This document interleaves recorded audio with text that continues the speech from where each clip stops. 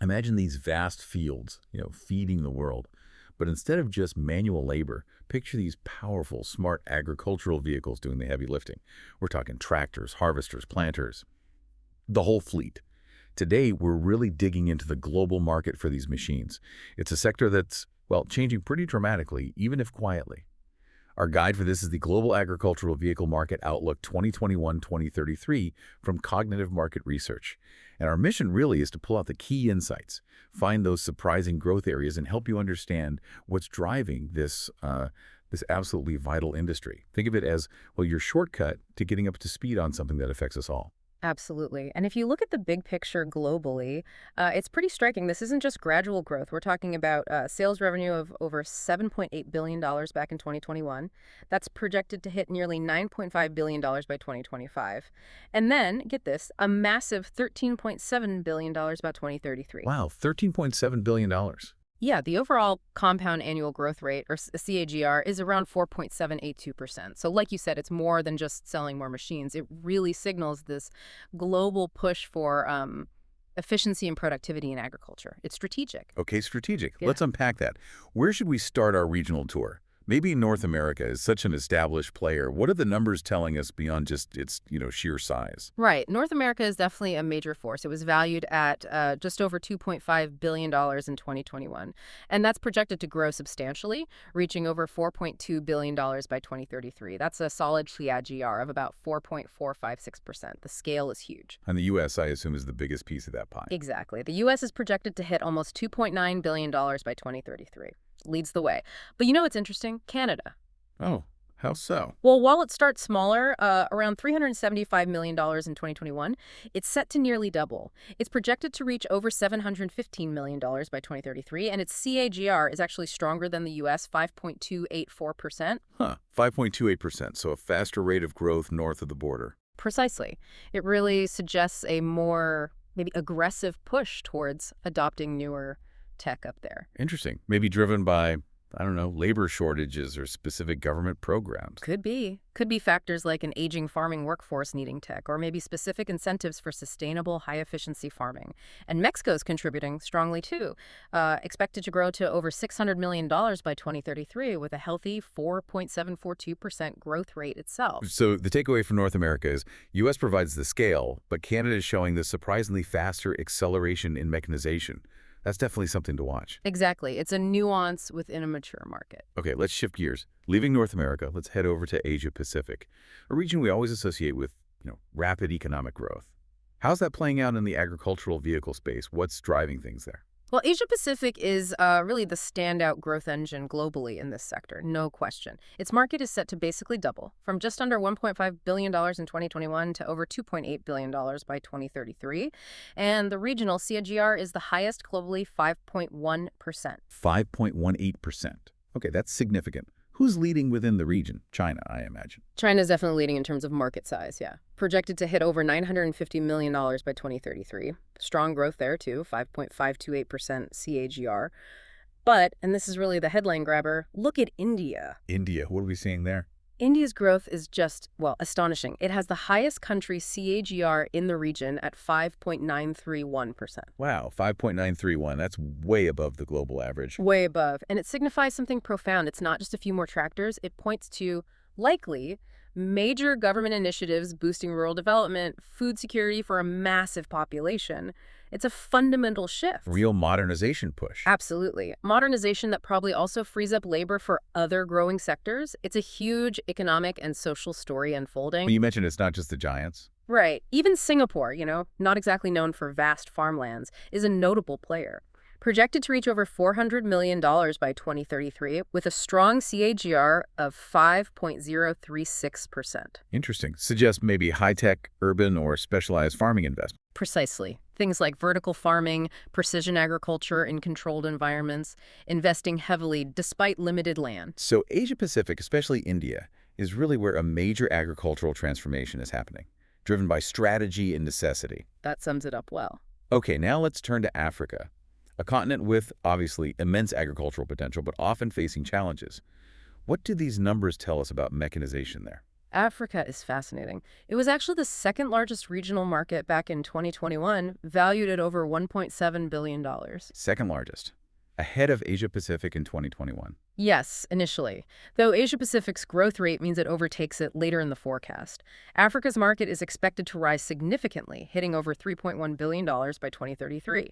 The CAGR is strong, 4.794%, which is, again, above the global average. So catching up rapidly. Definitely indicating a serious commitment across the continent to transforming agriculture. And within Africa, any particular countries leading the way? Nigeria stands out. It dominates the regional market, projected to reach over $1.3 billion by 2033, and its CAGR is very strong at 5.384%. It's a huge investment. Reflects its population size and food needs, I suppose? It has to, yeah. And South Africa isn't far behind in terms of growth rate. It shows a robust 5.224% CAGR, growing to over $929 million by 2033. So consistent, high-level investment in key nations. Exactly. It's a clear push towards modernizing, boosting yields, enhancing food security, leveraging those vast agricultural resources more effectively. Right. Now let's pivot to the Middle East, often associated with oil, obviously. But what about agriculture? Are they investing in vehicles? This is one of the really surprising findings, I think. The acceleration here is remarkable. The Middle East market is projected to grow from around $767 million in 2021 to over $1.4 billion by 2033. But look at the CAGR. 5.327%. That's actually higher than Asia-Pacific's regional average. Higher than Asia-Pacific. Wow. What's driving that? Well, Saudi Arabia leads in market size, projected to hit over $620 million by 2033, with a very strong 5.701% CAGR. Big investment there. Okay. But the real eye-opener is the UAE, the United Arab Emirates. It shows the highest overall country CAGR we found in the entire source, 5.717%. 5.717 in the UAE. Why such explosive growth there? It's not known for, traditional farmland. Exactly. And that strongly suggests it's driven by food security concerns, extreme concerns, perhaps. They must be making massive investments in innovative, highly mechanized agriculture, maybe advanced greenhouses, vertical farms, desalination for irrigation, things that ensure domestic supply. Reducing reliance on imports is a strategic goal. It seems almost certain it's a strategic imperative playing out in these numbers. That's a really powerful insight. So the Middle East, driven by Saudi Arabia, and especially the UAE's incredible growth, is heavily investing in mechanization, likely for food security. Precisely. A very strategic push. Okay, let's move across to Europe now. A more mature market, historically advanced in farming. What are the trends there? How does it stack up? Europe's market is solid, stable. Over $508 million in 2021, projected to grow to over $867 million by 2033. The CAGR is 4.607%. Consistent investment, but definitely not the explosive growth we see elsewhere. Understandable for a mature market. Who's the biggest player?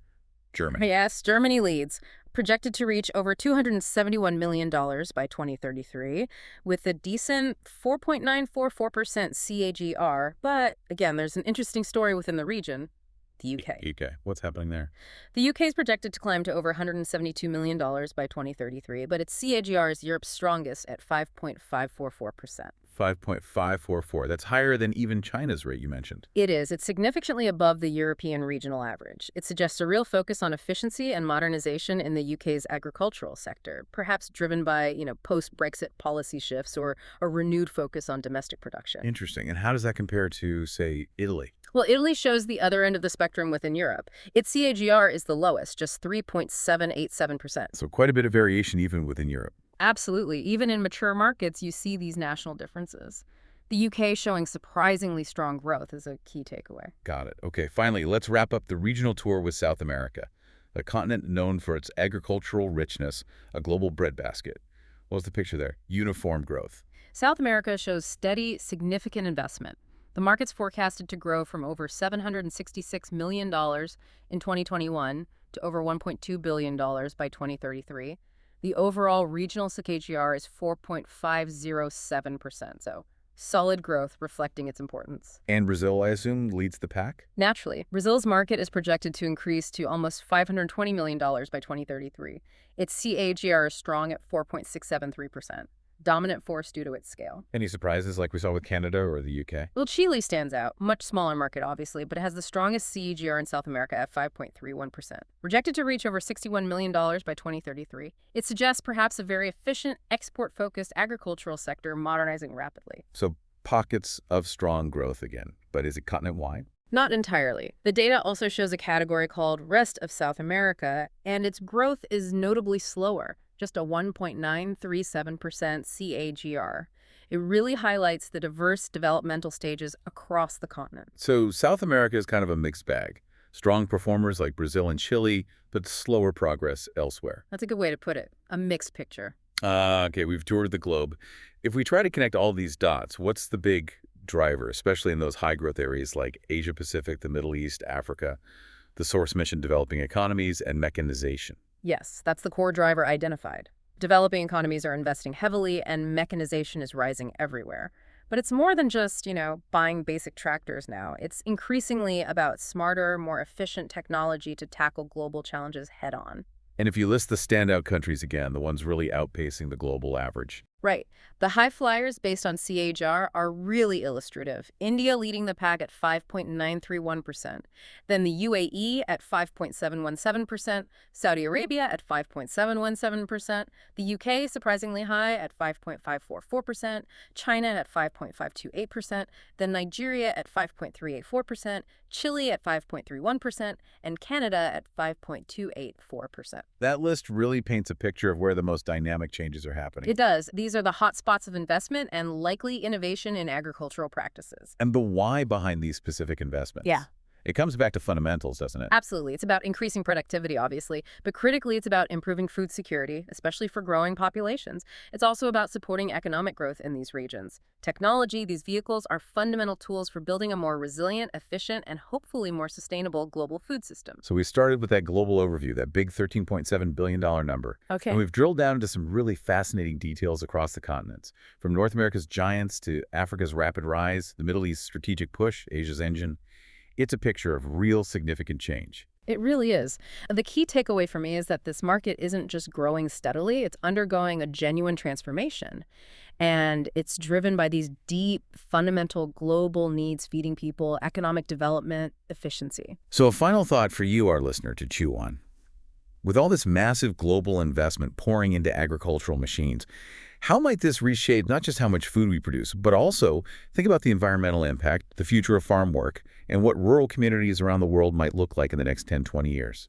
Something to consider as these machines keep working, shaping our world.